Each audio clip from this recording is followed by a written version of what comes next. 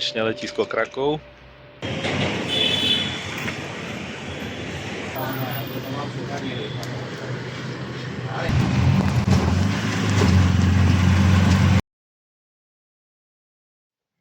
Pozdravujem vás už asi z milióntého záberu, ktorý sa snažím v tomto aute nahrať.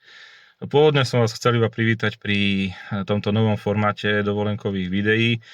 Vidíte moju krásnu tvár práve z toho dôvodu, že na tej dovolenke budem asi 2 týždne a nadabovať toto všetko by zabralo neuveriteľne veľa roboty, tak si to takýmto spôsobom zjednodušujem.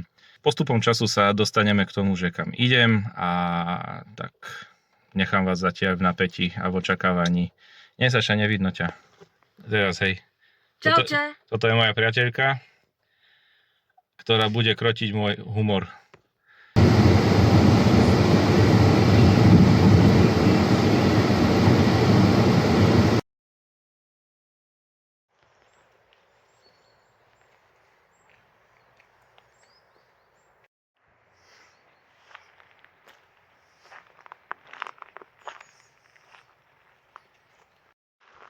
Dobré ránko z Tatranskej Lomnice, tu sme prespali a momentálne sa presúvame autom s mojím nadejeným svokrom do Krakova na letisko.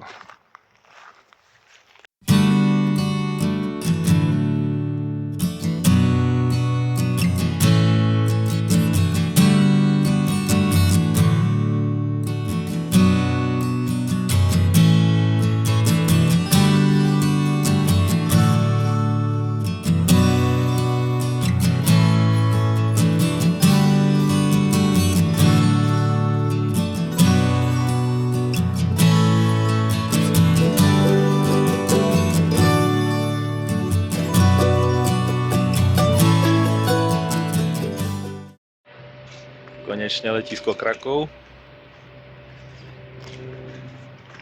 Nesnažím sa tvariť drsne, ale svieti mi slnko do očí, tak viete.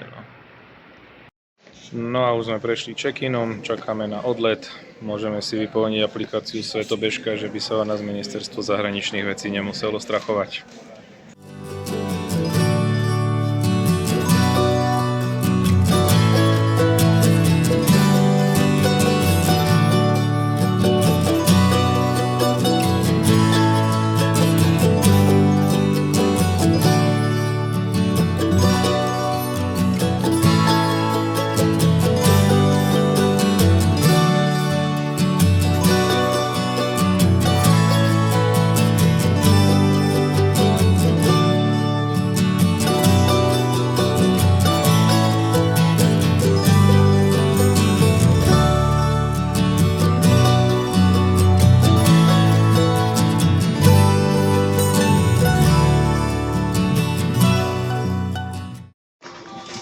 No a už sme v lietadle Air Arabia, typická nízkonákladovka, takže ako hlava na hlave bude to drsné.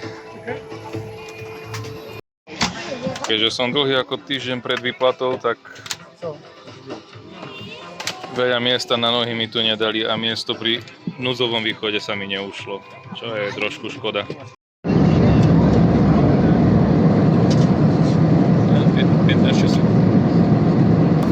Keďže ide o nízkonákladovú leteckú spoločnosť, tak v cene letenky nie je žiadne občerstvenie, ale môžete si priamo v aplikácii objednať nejaké jedlo. A myslím si, že oproti iným tým nízkonákladovým spoločnosťam sú tie ceny jedla pomerne ľudové. Ja som si objednal biryani kuracie, to je také indické jedlo, dostanete to takto s jogurtom.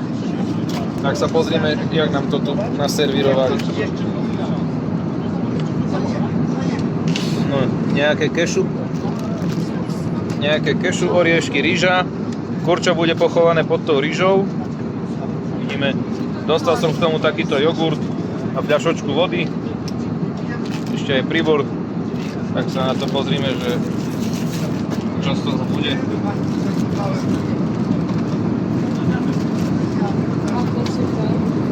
Is that correct? It's okay.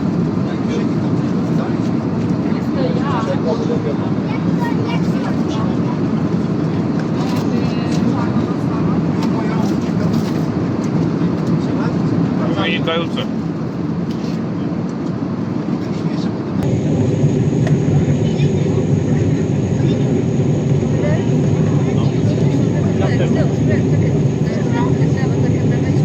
Po nenormálne dlhom lete, aspoň pocitovo sme došli na letisko Šardža. Privítal nás možno minimálne 30 stupňový rozdiel pri vonkajšej teplote. Ale nebolo to tých 36, čo sme čakali, lenže je už večer, takže je to lepšie. Ja len to treba povedať mojim nohám, na ktoré som si dal ráno hrubé ponožky, takže ako... A za koľko hodinu a dačo letíme ďalej do Bombaja. Áno, teraz som sa už preriekol, takže letíme do Indie na tento raz, alebo na teraz, alebo... Myslím, že v tejto časti videa to už je vhodné povedať. Hej, no, toto vystrihneme. Možno to dá do titulku. Skrátka ideme do Indie, do mesta Bombaj. To bude našou prvou zastávkou pri našom cestovaní po Indii. A ďalšie body programu sa dozviete postupne. No a už sedíme v lietadle zo Šardža do Bombaja, alebo ako sa to v Indii oficiálne volá Mumbai. Mali by sme tam doletieť niekedy o 4 ráno, uvidíme, budeme radi, ak sa nám niekedy do 6 rána podarí vymotať sa z letiska. Chceme si ešte priamo na letisku vybaviť miestnu indickú SIM kartu na data, nech sme v rámci možností non-stop na internete, aby sme sa vedeli aj spojiť s tými ľuďmi, s ktorými sa máme stretnúť, ako nejaká tá naša spojka.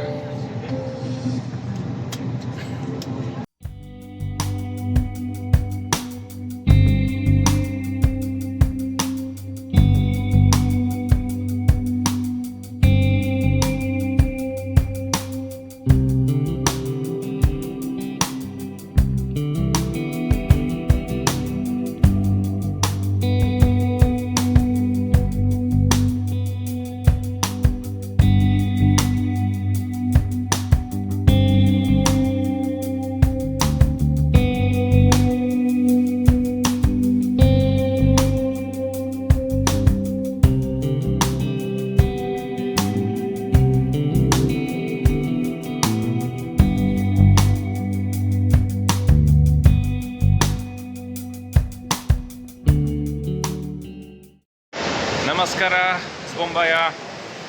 Privítal nás rovnako ako v Šardži nenormálne horúci vzduch, možno cez 30 stupňov. Takže sa začínam cítiť veľmi dobre a o chvíľu ma budú veľmi dobre cítiť aj miestni Indovia. Takže ostáva nám len vybaviť si miestnu SIM kartu a potom v rámci možnosti sa dostať na ubytovanie a dúfať, že bude na ubytovaní dostatočne dosť voľného priestoru na to, aby sme mohli mať skorší check-in, ináč budeme musieť čakať do obedu, tak to sa mi veľmi nechce vlastne. V princípe komu by sa chcelo. Ešte pozerám, že sa musím naučiť držať ten mobil trošku vyššie. Tak, poďme objavovať trošku aspoň to bombajské letisko.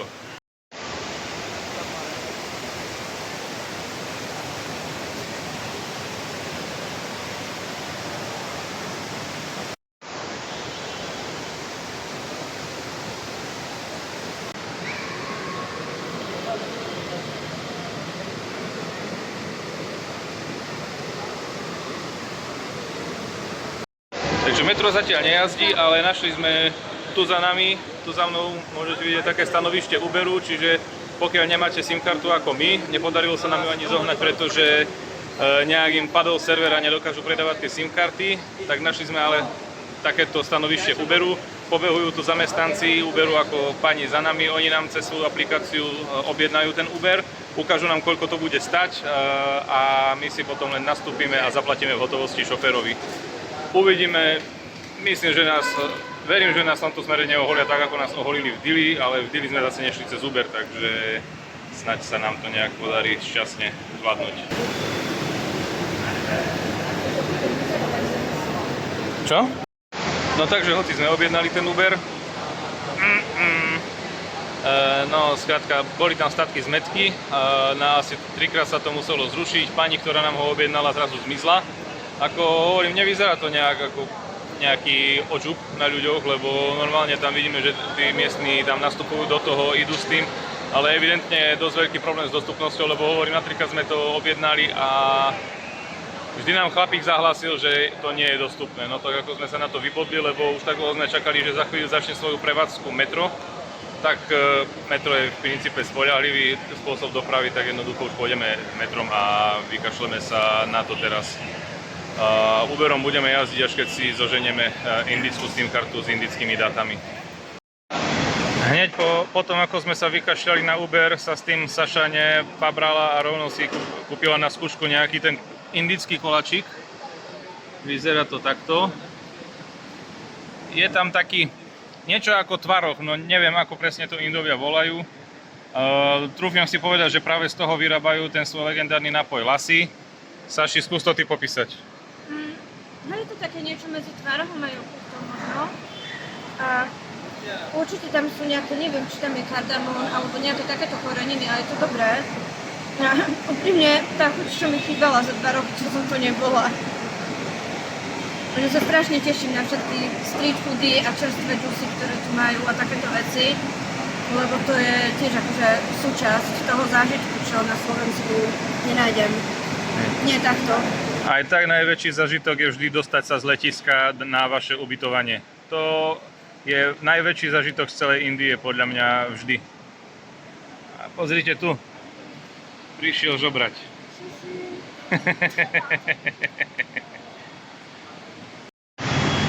Konečne sa rozvidnelo, sme na ceste na naše ubytovanie, ale máme geniálnu možnosť vidieť, ako sa Bombaj prebúza. No, prechádzame si takouto časťou a je tu miestami smrad jak v Carihrade. Teraz sme v okolí nejakého chrámu, takže je to trošku lepšie. Ale ináč, no naše nosy dostávajú zabrať.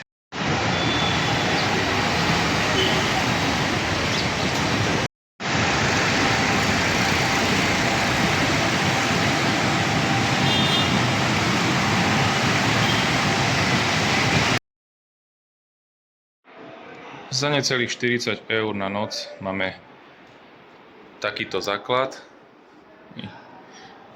Je tu takto výhľad vonku, aspoň dačo také, ale stále lepšie ako ten bordel na ulici, ktorý tam je. Máme tu klímu, ventilátor.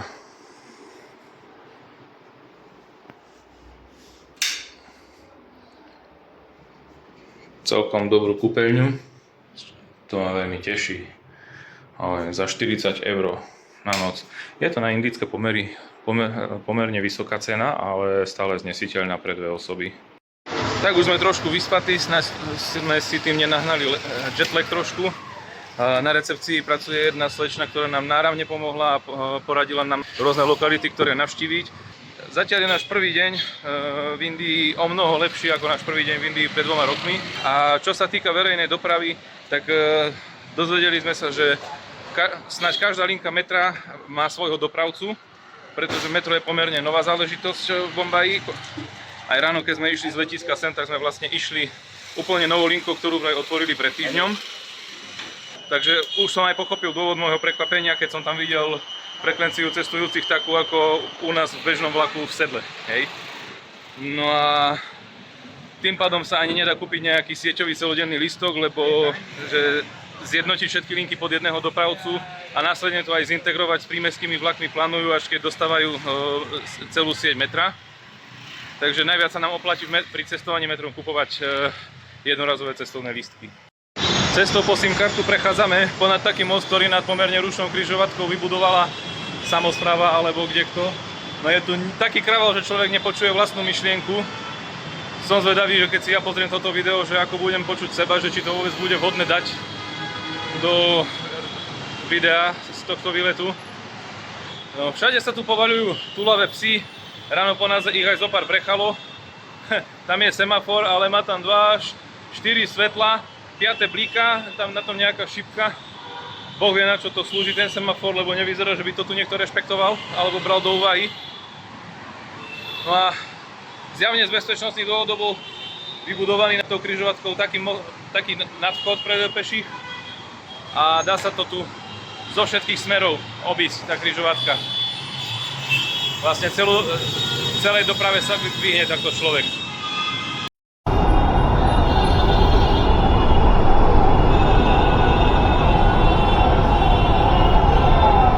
No takže dopracovali sme sa k indickej SIM karte. Máme tam v balíčku 1,5 giga na deň po dobu 28 dní plus neobmedzené volania. SIM karta nás stála 750 rupí, čo je niečo do 8 eur. Hej, lebo dajme tomu, že kurz je taký zhruba, že sa to dá 1:100 odratať. No tak tým pádom si už vieme zavolať Uber, vieme byť v kontakte so známymi, ak dá čo treba. Nie je to vyslovene na nejaké surfovanie po internete, lebo keď raz prešvihnete ten balíček, tak už nejak si to musíte doplácať. Ale na to základné fungovanie to úplne stačí. Opa, skoro ma prešiel tuk-tuk.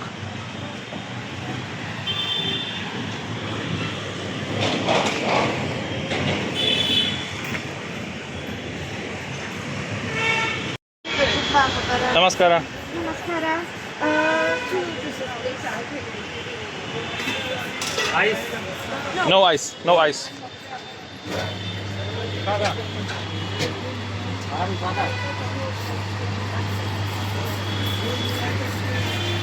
Toto je cukrová trstina. A takto sa z toho vylisuje šťava.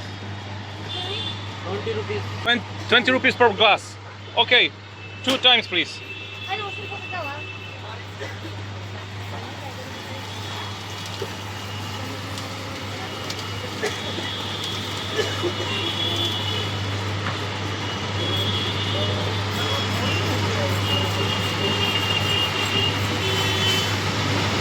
Ešte nám tam nahádzal nejaké citróny alebo limetky.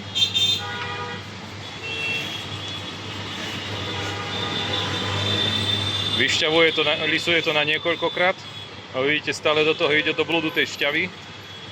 A to tam obchal iba také tri tie druky z tej trstiny. Veľmi by ma zaujímalo, jak ma bude na tomto videu počuť, keďže tu 2 metre od nás je premávka.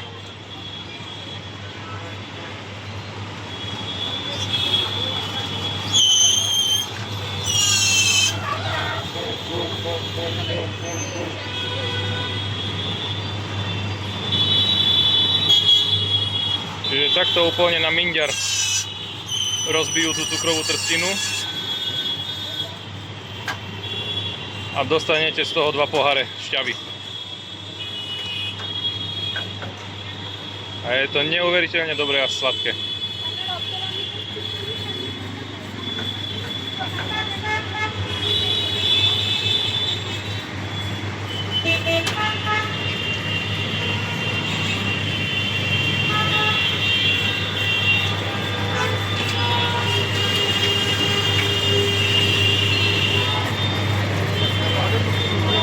Haňa, Vaco.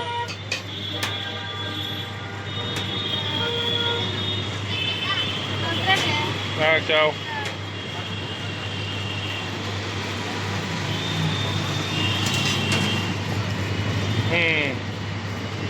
Výborný prírodný energeťak.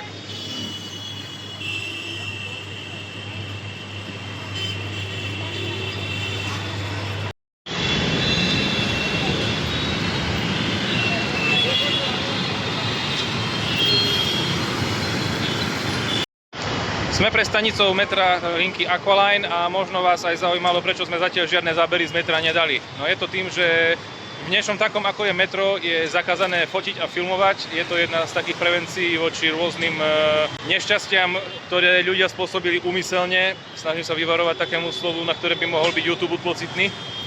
Takže je to prevencia voči takým ľuďom, aby proste si to nemali až takú možnosť naplánovať. Takže momentálne sa zvezieme metrom úplne na juh mesta a prihlásime sa vám odtiaľ. Ja ti do toho vstúpim, napriek tomu, že to je zakázané, tak nás si jeden typek už natáčal, ale tak to je jedno. Má suvenír. Hej.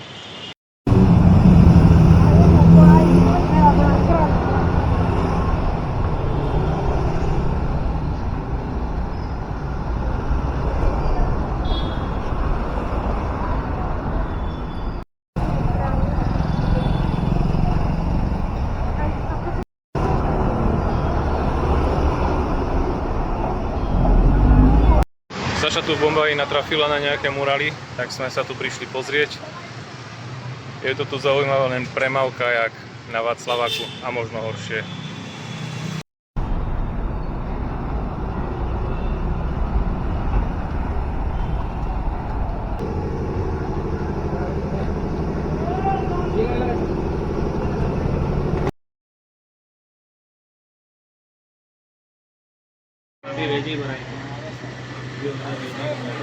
Saša v zápale nákupov.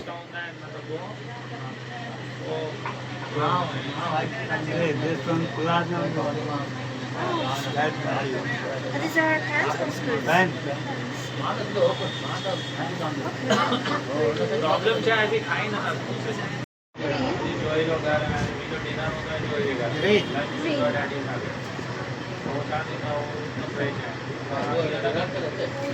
This green now or this one? Can I see? This or this?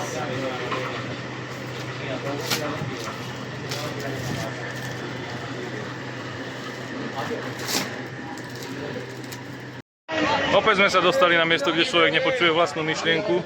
Tí predajcovia tu teda vybľakujú statočne, ale aspoň je to tu lepšia aroma z tých pouličných jedál.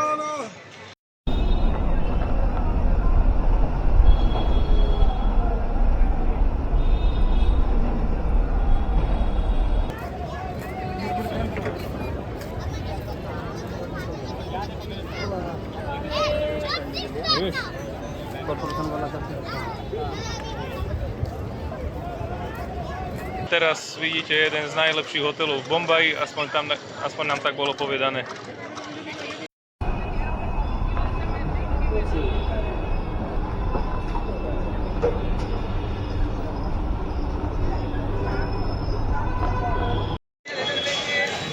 Železničná stanica Chhatrapati Shivaji Maharaj Terminus.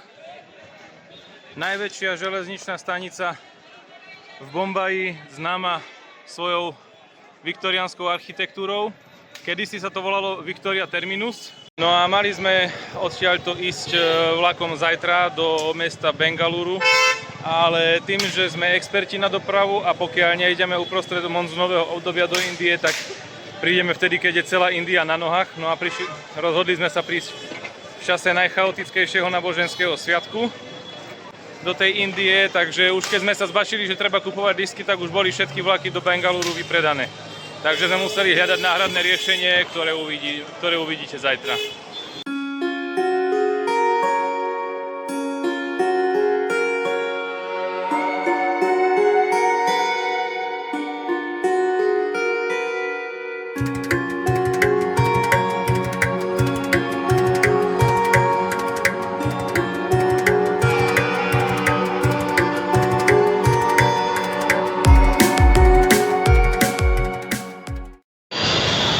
Sme opäť pri stanici metra Santa Cruz.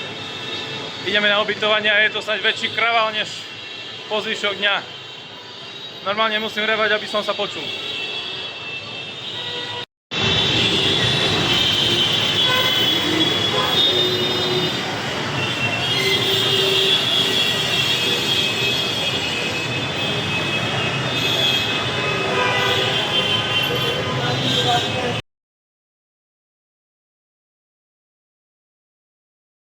No a vezieme sa najlegendárnejším vozidlom týchto končín, tuk-tukom. Tak si užíme jazdu.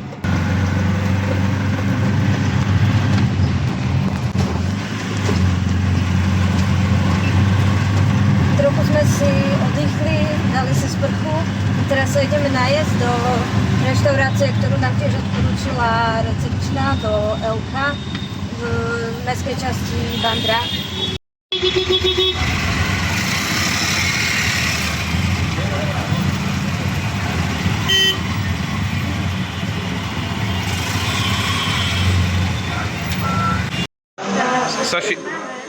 Saši, dali sme si pani puri.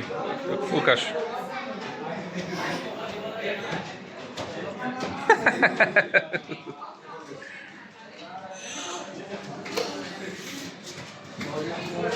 Štípe poriadne?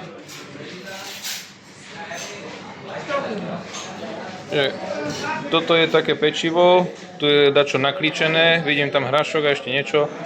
Jedna je sladká, druhá štipľavá, teraz neviem, ktorá je ktorá. No už som zabudol. No a pre každý prípad ja som si objednal lasy, aby som mal čím zneškodniť to, keby ma to veľmi štípalo.